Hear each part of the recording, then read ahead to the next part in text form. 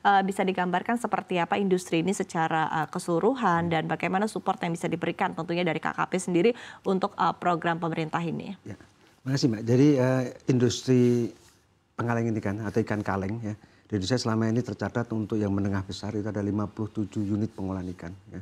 Dengan produksi per tahunnya itu mencapai 105.000 ton ya. Nah, ini adalah bagian dari binaan kami ya.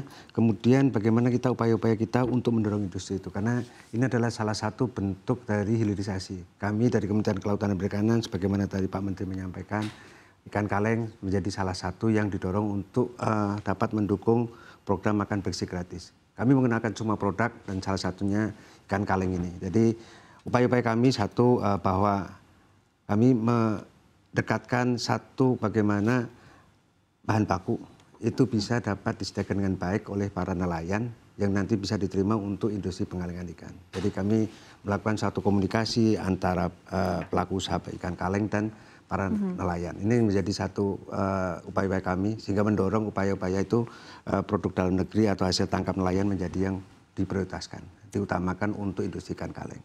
Kemudian kami juga melakukan standar-standar agar produk ikan kaleng ini adalah layak konsumsi, aman dan sehat. Jadi ikan kaleng ini salah satu industri yang sebenarnya cukup ketat. Jadi dari proses bahan bakunya, di mana bahan baku yang sehat, cara penangkapan yang baik, cara penanganan di atas kapal dan jangan transportasi hingga ke unit pengolahan. Ya. Kemudian bagaimana pabrik itu sendiri kami lakukan sertifikasi dan juga untuk produknya ada SNI dan untuk izin edarnya itu dikeluarkan oleh BP POM sehingga ini produk-produk ini menjadi salah satu produk hilirisasi yang sebetulnya yang menjadi bagian dari hilirisasi atau industri ke depan. Oke, Mbak, tadi perlu ada kolaborasi ya dari kementerian dan juga tadi dari para pelaku usaha sendiri begitu untuk bersama-sama meningkatkan tadi hilirisasi di sektor perikanan begitu. Nah, kita juga berbicara nanti poinnya and goal-nya begitu salah satunya adalah untuk bisa mensupport dari program makan bergizi gratis dan juga mengembangkan secara keseluruhan begitu Pak Budi. Nah, ketika kita melihat apa mekanisme yang dibutuhkan, apa yang menjadi tantangan utama saat ini. Tadi ada sempat menyampaikan begitu salah satunya adalah mungkin dari sisi distribusi ya untuk produk-produk olahan ikan sendiri, untuk produk-produk perikanan sendiri begitu ya dari daerah pesisir hingga daerah yang lebih dalam lagi begitu. Ini menjadi salah satu tantangan utama. Apalagi tantangan yang dirasakan sebetulnya Bapak? Ya, jadi yang tadi disampaikan oleh Pak Budi Wibowo itu yang menjadi concern kami sekarang meningkatkan upaya-upaya kita semua untuk mendorong ikan sebagai salah satu sumber protein utama untuk makan bersih gratis. Kami menggunakan produk, kami juga menjadi tantangannya. Tantangan adalah satu bahan baku, cara distribusi, penyimpanan beku, ya kan. Nah, kemudian juga bagaimana kita mengenalkan kepada masyarakat. Nah, masyarakat ini kan sebenarnya kami coba untuk mengenal ikan terutama anak-anak sekolah dan semuanya. Kami di bulan-bulan ini melakukan sosialisasi berbagi ikan menu bergizi gratis, menu ikan.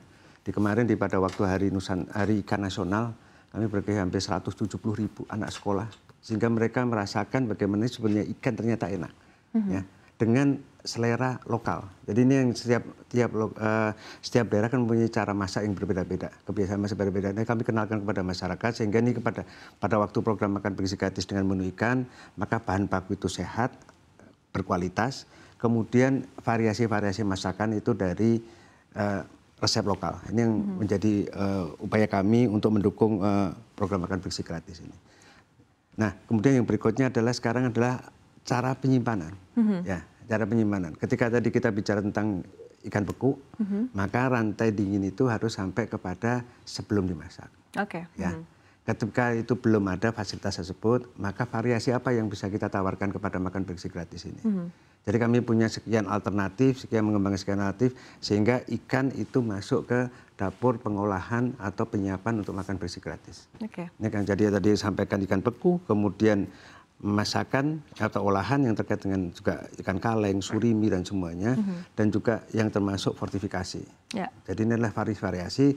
Kami berharap dan mendorong terus bahwa asupan protein ikan kepada masyarakat terutama untuk makan bergizi gratis ini selalu meningkat dan menjadi sumber protein utama. Berkaitan dengan infrastruktur salah satunya adalah tadi pasokan listrik sendiri seperti apa? Jadi ini kami sedang mendukung makan bergizi gratis ini. Kami sudah memetakan untuk semua daerah, semua kabupaten itu ketersediaan produksi perikanannya, baik tangkap maupun dari hasil budidaya. Kemudian kami juga sudah memetakan di mana titik-titik cold storage yang ada di Indonesia ini. Jadi semua baik milik pemerintah maupun milik swasta. Kemudian kami juga overlay dengan titik-titik yang menjadi rencana dari Badan Gizi Nasional, di mana titik-titik itu adalah menjadi dapur-dapur untuk penyiapan, untuk penyajian kepada anak sekolah. Oke, baik. Nah, ini sudah kita ambil petakan. Kemudian sekarang kami akan uji cobakan di beberapa titik, bagaimana tingkat efektivitasnya. Kemudian untuk para pelaku usaha yang kecil, mikro, kami memberikan bantuan berupa chest freezer yang tidak memakan listrik tinggi, namun adalah itu bagian dari terkecil untuk rantai dinginnya. Oke, sehingga secara kapasitas seperti apa Bapak? Kapasitas dari apanya? Dari tiap-tiap cold storage tadi kan sudah disebutkan. Cold storage itu adalah sebaran memang belum merata. Ada beberapa, memang kami sedang klaster di mana yang sudah memenuhi dari kebutuhan penyimpanan dinginnya, di mana yang masih ditambah, di mana yang masih kurang. Itu di Indonesia tercatat di kami ada 2077 cold storage. Dengan kapasitas mendekati 195.000 ton.